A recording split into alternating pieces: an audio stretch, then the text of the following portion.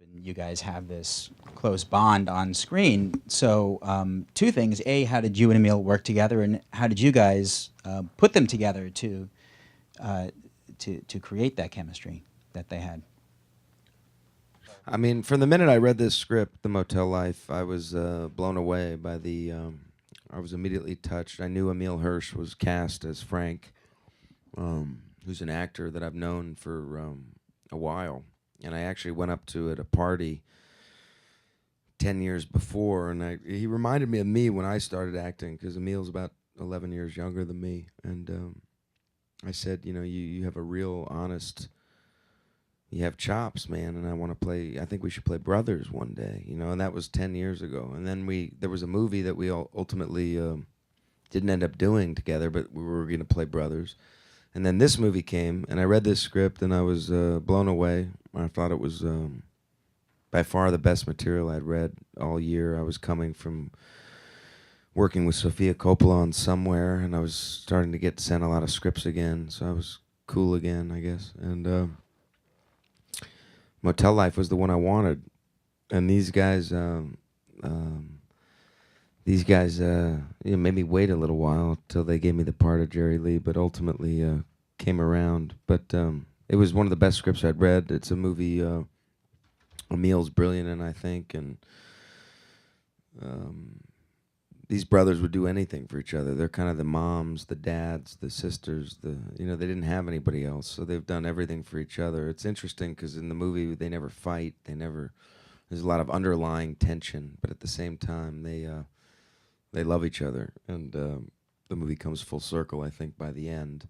And I always love the end where Jerry Lee becomes the big brother finally, and I think knows he's going out and ultimately wants to set Frank free from this burden and also enjoy your life. You have a woman that loves you, and so all that combined, and then with the animation, and then with the music, and the way these guys approached directing their first movie was an amazing experience, and one that I'm really proud of. I went to like the greatest acting school in the world, and it wasn't a college or a school. It was just working with incredible talent. I always when I got into this situation when I was young to be able to choose the films that I was going to be in, I always like wanted to, Jack Nicholson's in that movie, Bob Rafelson's directing it. Okay, I want to do that movie. I didn't even really read my part. I just wanted to be in that movie, And then like Harvey Keitel, and then this one, and that one, and Susan Sarandon. And I learned from the best actors, so I feel like that was my school. And so to credit Emil, Frank is a very quiet character. He's the leading man of the movie. He's a character that um, isn't as showy of a part as Jerry Lee, but at the same time brings an incredible grace and restraint and grounding presence to Frank that I think Jerry Lee would be lost without him. And so I think ultimately we had great source material. We had great direction. We were shooting on 35 millimeter film, which is prehistoric now, and we just made it happen. What did you guys tell them about the relationship you wanted them to have, the sort of dynamic that you wanted them to have, and how did you draw it out of them? The script really kind of had the relationship sort of on the page there, and the book was also really good source material. So, we had like a good starting place to go, and Stephen and Emil both brought a lot, to the characters, and I think, Gabe and I were there more to kind of, talk through different sort of opportunities we have with each character, and to let kind of the actors play and experiment and make them feel comfortable. Pull back at times and kind of push them at times, and it's just a fun process. Really, you get different things in the can, and you get in the editing room and you kind of figure out what you want to use. So. Yeah, they gave us an incredible amount of space, which was, I think, really important. As directors, it's an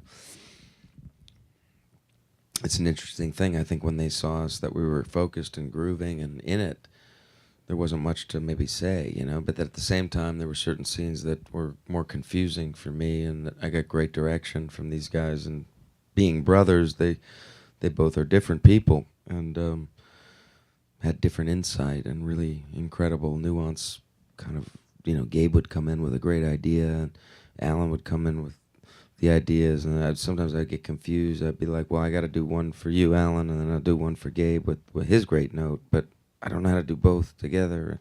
So I'd never worked with two directors before, so I'm used to my one captain. But Emil had practice with that. He'd done a movie with the Wachowski brothers, but they had a great balance, and I think ultimately led me to this great character. I was going to ask, how did you guys delegate responsibility as a team of directors? Did you have, I'm going to handle this, I'm going to handle that? Well, I think we knew that, especially it being our first movie that we directed, that we really needed to be prepared, and Alan and I are two very different people, which was advantageous in a lot of ways. But when we embarked on this project, we did a lot of preparation, and we read, worked on the script together, and talked through it a lot, and prepared in every which way through the cinematography, and talked about everything. Because we didn't want to get in a situation when we, got on set and there was, disagreements that weren't worked out, because there really wasn't much time to disagree. When you get on set, we shot this movie in 24 days, and it's not a lot of time, and there's not a lot of takes, and we had to make sure that we were really on the same page. But I think, because we are so different, that it brought this, we feel it brought this piece up a couple notches, because we were both able to bring, different sensibility into hopefully a cohesive voice that, led to a more powerful story, especially this story being, about two brothers. We were able to bring both of our kind of experience together as a unit, to bring, some honesty to this movie, and we did the best we could.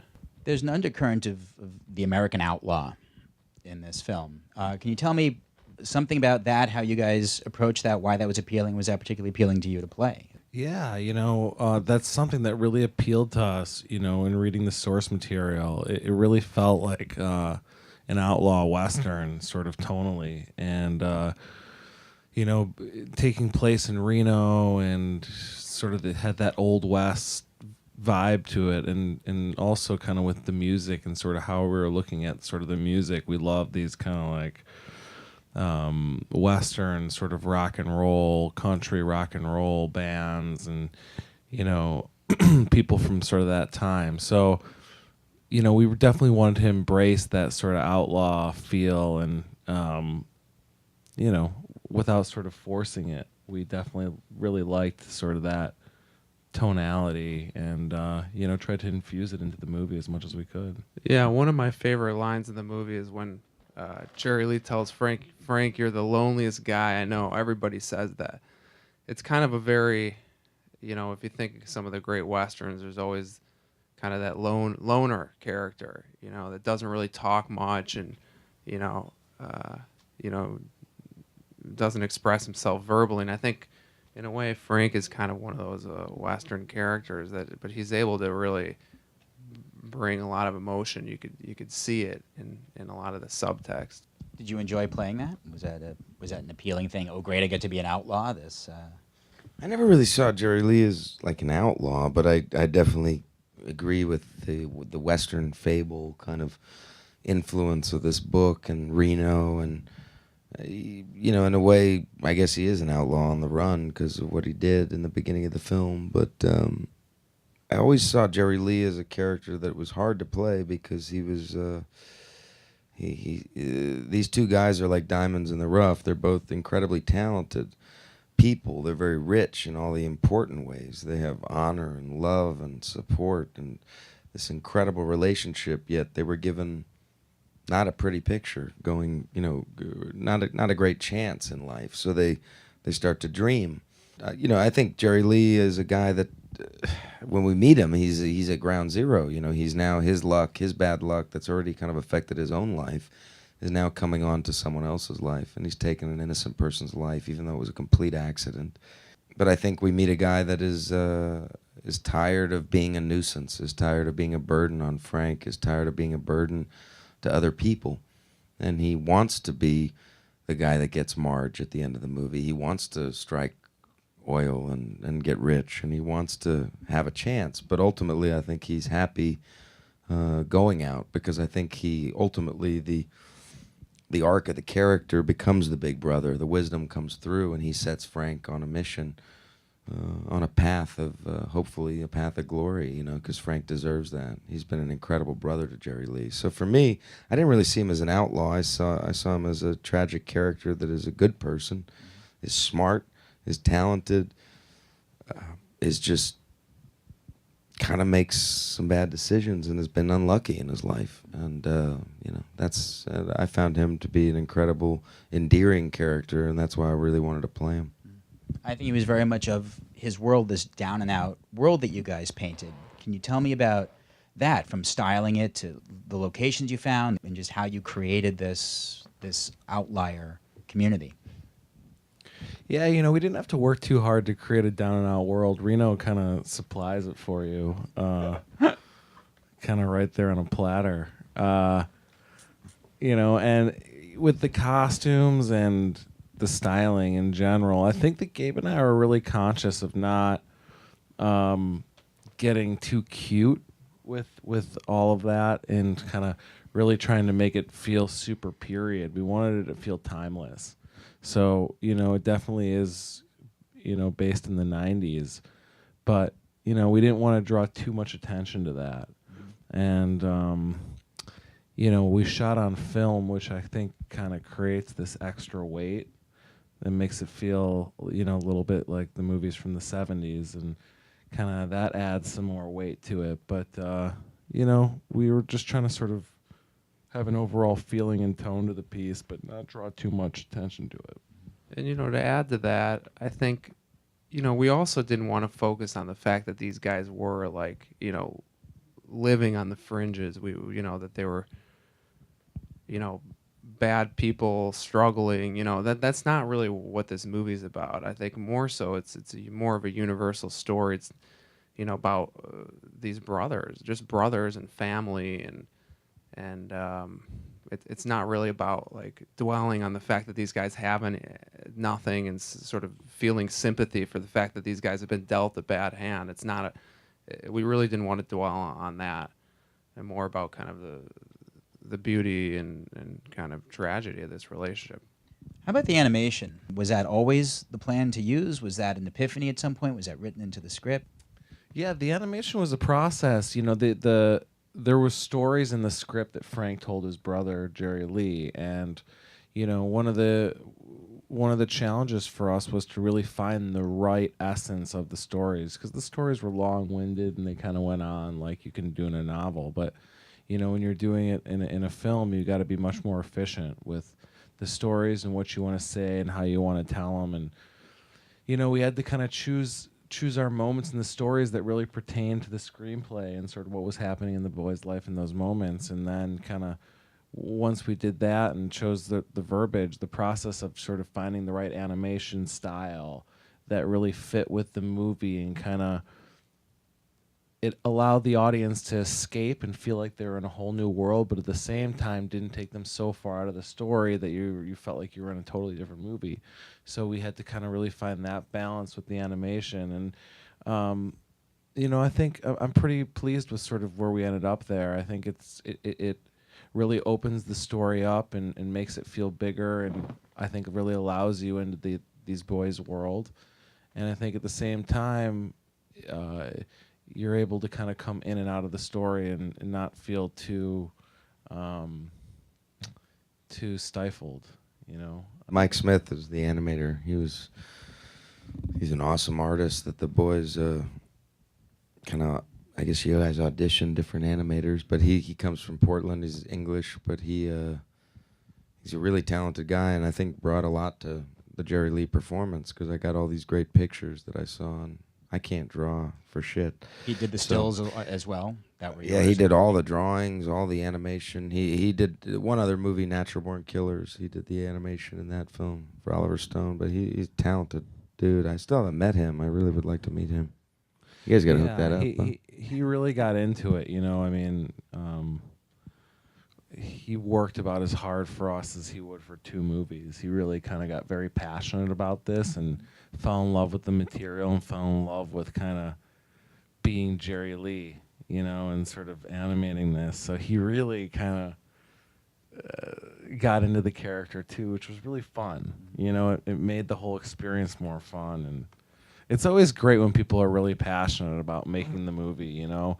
That's the one thing that we had with our actors, that Gabe and I knew we were in a really good place from the very start when we kind of saw how dedicated our actors were to playing these characters and really trying to milk the most out of the screenplay and out of these characters. And you know, when you've got your kind of co-conspirators, you've got your co-creators really on board and trying to push the project to the next level through their own piece, that's really when you get the best work.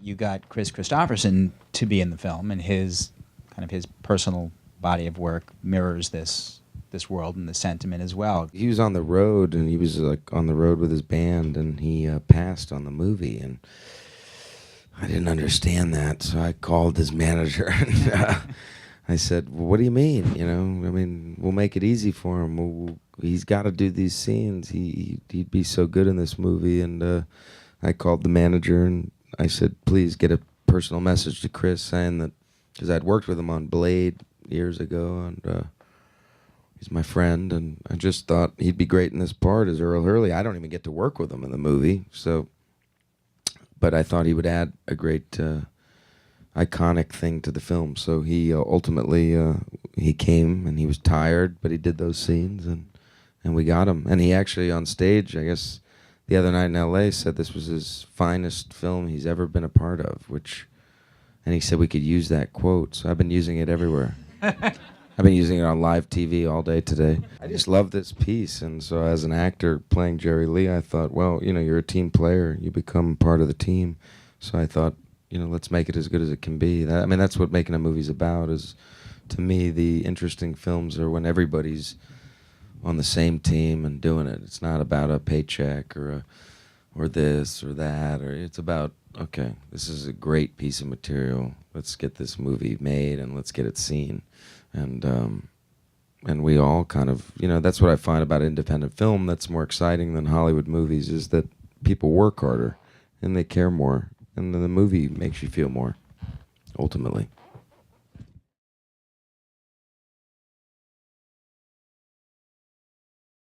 Yeah, I mean, Jerry Lee was a hard character, I gotta say, because, you know, even though I was so touched by the script, I didn't know how to play the character. So I wanted the part, but I didn't know exactly how to do it, you know? I mean, he's a guy that in every scene, in some scenes, he ranges, his emotion range is so up and down. He can be a little boy when you hear about, Frank tells him he got a dog, you know, what? You know, but then in, like, you know, he can be panicked and scared, and you know, he's a complicated character to play without it getting too schmaltzy, and, you know, but for me as an actor, I don't, you know, I approach different roles demand different things, and this role demanded a lot more than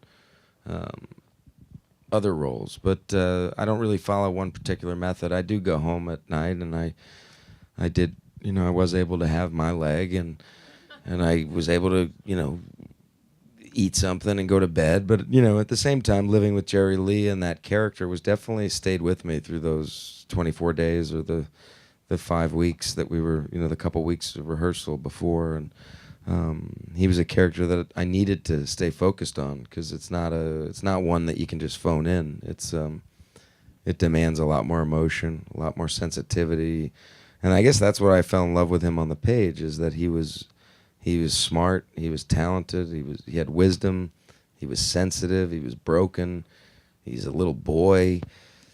You know, he loves his dad, even though Frank hated his dad. You know, he's a positive guy in the worst case scenario, in a way, and that's what I fell in love with about him. And you know, to be honest, it's one of the most challenging, coolest parts I think I've ever played. So.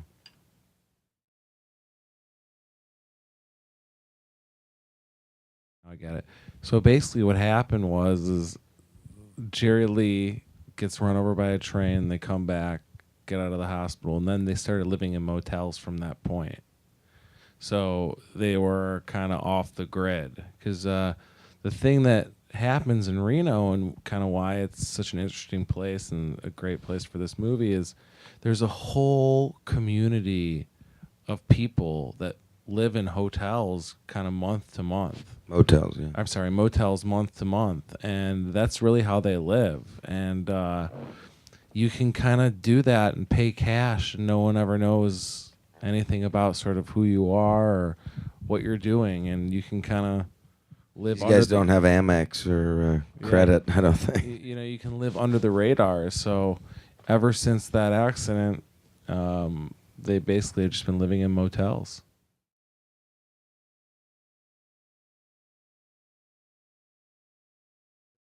The author of the novel grew up in Reno, so I think that that's kind of why you get that real authenticity. And he had a brother. One thing that he sort of said was, if you notice, kind of the brothers don't really fight in the movie. And he said that, you know, when he wrote the book, he had this kind of idealized version of a brotherhood relationship in there too, and it's not the relationship he had with his brother or anything like that. So I think that, you know, it's a piece of fiction, but it's based in kind of a little bit of reality.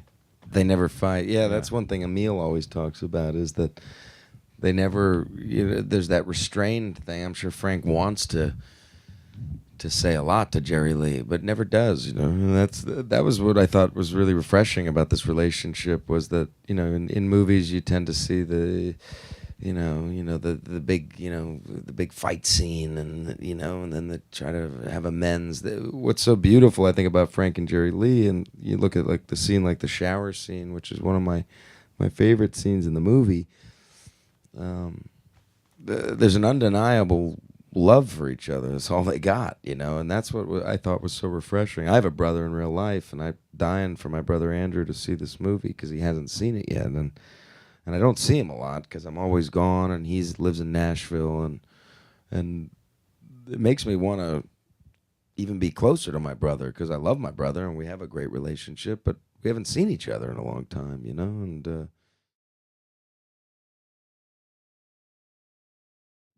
Yeah, well, we had a composer. His name's David Holmes, who, you know, is a brilliant guy. Also, is based in L.A. He's an Irish guy, but he, you know, I don't know what the percentage is, but he scored the movie, and then we had you know, some songs that we put in there as well. So we kind of mixed and matched, and really wanted to make sure that it didn't feel like, oh, here's the big song. You know, it kind of all really kind of blended seamlessly. So, you know, we got some artists, like we were talking about, some outlaw kind of feeling folky music that we just kind of weaved in there that we liked, and I don't know. Yeah, you know, we actually had a real strong sense musically of how we wanted this to feel. Even I remember when we gave David Holmes, we gave him kind of the temp track, and it was a real basis for sort of what he ended up creating with the score. And even like some of the songs, we had like a CD that we gave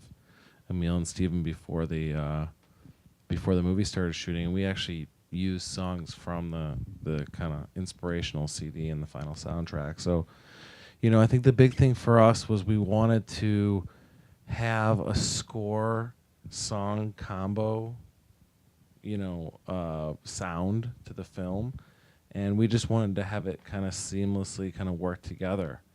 And, you know, I hope we sort of achieved that.